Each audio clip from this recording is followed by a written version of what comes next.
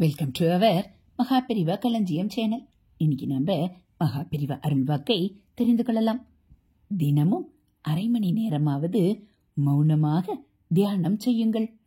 மௌனத்தை அனுஷ்டித்தால் அந்த நேரத்திலாவது சண்டை சச்சரவு இராது. இதுவும் ஒரு வகையான சமூக சேவைதான். நல்லதை உண்டாக்கி கொடுக்கிற சக்தி மௌனத்திற்கு உண்டு.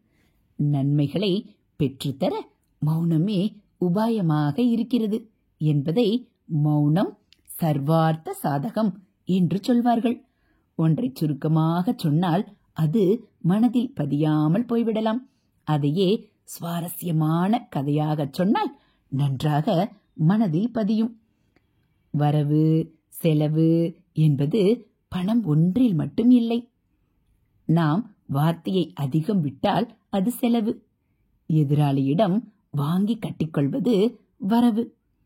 ஹரஹர சங்கர, ஜெய ஜெய சங்கர, மகாபெரிவா சரணம். இது மகாபெரிவா அருள்வாக்கு.